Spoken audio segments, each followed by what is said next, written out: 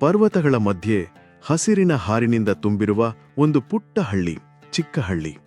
ಹಳ್ಳಿಯ ನಡುಗಟ್ಟೆಯಲ್ಲಿ ಒಂದು ಹಳೆಯ ಬಾವಿ ನಿದ್ರೆಯಲ್ಲಿರುವ ಶ್ವಾಸದಂತೆ ತೋರುತ್ತಿತ್ತು. ಆ ಬಾವಿಯ ಬಗ್ಗೆ ಹಳ್ಳಿಯ ಹಿರಿಯರು ಎಚ್ಚರಿಕೆಯಿಂದ ಎತ್ತ ಹೇಳುತ್ತಿದ್ದರು. ಅದಕ್ಕೋಗ್ಬಾಡ್ರಿ. ಆಡುತ್ತಿದ್ದ ಮಕ್ಕಳನ್ನು ಓಡಿಸುತ್ತಾ ಹಿರಿಯರು ಬಾಯಿ ಬಿಟ್ಟಿದ್ರು. ಅದು ಶಾಪಿತ ಬಾವಿಯಲ್ವಾ? ಒಂದು ದಿನ ರಘು ಅನ್ನುವ ಶಿಕ್ಷಕರು ಹಳ್ಳಿಗೆ ಬಂದು ತಾವು ಅಲ್ಲಿಗೆ ವಾಸಸ್ಥಳ ಮಾಡಿಕೊಂಡ್ರು. ಶಾಲೆಯೊಳಗೆ ಮಕ್ಕಳು ಮಡಿಕೆಯಲ್ಲಿ ಬರೆದುಕೊಂಡಿದ್ದರು. ಆದರೆ ಅವರ ತೊಡೆಯ ಬಳಿ ನೀರಿಲ್ಲ. ಹುಡುಗಿಯೊಬ್ಬಳು ಹೇಳಿದ್ರು, ನಮಗೆ ನೀರಿಗಾಗಿ ಎಷ್ಟು ದೂರ ಹೋಗಬೇಕು ಗುರು? ರಘು ಅವರ ಕಣ್ಣು ಬಾವಿಯ ಕಡೆ ಹೋದವು. ಎಷ್ಟು ದಿನ ಅದನ್ನು ಜನ ನೋಡಲೇ ಇಲ್ಲ. ಮೊಟ್ಟ ಮೊದಲ ಬಾರಿಗೆ ಬಾವಿಯಲ್ಲಿ ಬಕೆಟ್ ಇಳಿಸಲಾಯಿತು. ಹಳೆಯ ಹಗ್ಗ ಕುಕ್ಕುತ್ತಿದ್ದೆ.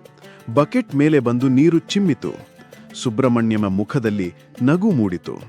ಆ ರಾತ್ರಿ ಸುಬ್ರಹ್ಮಣ್ಯನ ತಾಯಿ ಚಿಂತೆಗೊಂಡು ಎದ್ದು ನೋಡಿದಾಗ ಕಿಟಿಕಿ ಬಿತ್ಕಿತ್ತು.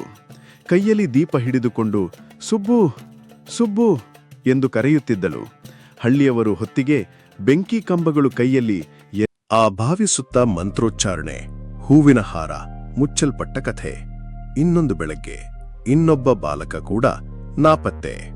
ಹಳ್ಳಿ ತೀವ್ರಾತಂಕದಲ್ಲಿ. ರಘು ಪಟ್ಟಣದವರಿಗೆ ಪತ್ರ ಬರೆದರು. ಕಿಡ್ಸ್ ಬಾವಿಯೊಳಗೆ ಇರುವ ಸಾಧ್ಯತೆ ಇದೆ. ರಾತ್ರಿ ಬಾವಿಯಿಂದ ಕೂಗುವ ಶಬ್ದ, ಹಗ್ಗ ತಾನಾಗಿಯೇ ಅಲುಗಾಡುತ್ತದೆ. ರಘು ಕೇಳಿದನು, ಅವನು ಇಲ್ಲಿದೆ ಬಾವಿಯಲ್ಲಿಯೇ. ಧ್ವನಿ ಬಂದ ಡೈರೆಕ್ಷನ್ಸ್ ಇಲ್ಲ. ಪಟ್ಟಣದಿಂದ ಬಂದ ಪಾರಾನಾರ್ಮಲ್ ತಜ್ಞ. ವಿಲೇಜರ್ಸ್ ಯಾರೂ ನಂಬಲೇ ಇಲ್ಲ. ಹೆಡ್ಫೋನ್ನಿಂದ ಕೇಳಿದ ಶಬ್ದ, ನೀರಿನೊಳಗಿನ ಕೂಗು, ಕರಗು. ಥರ್ಮಲ್ ಕ್ಯಾಮೆರಾ ತೋರಿಸಿತು ನೀರಿನಡಿಯಲ್ಲಿ ಚಲನೆಯ ಛಾಯೆ.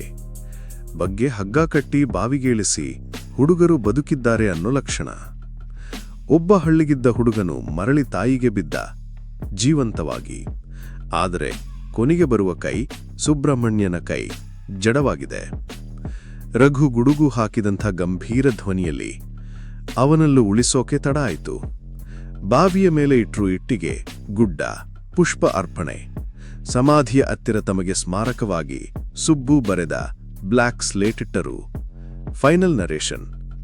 ಭಯವೋ ನಂಬಿಕೆಯೋ? ವಿಜ್ಞಾನವೇ ಉತ್ತರ.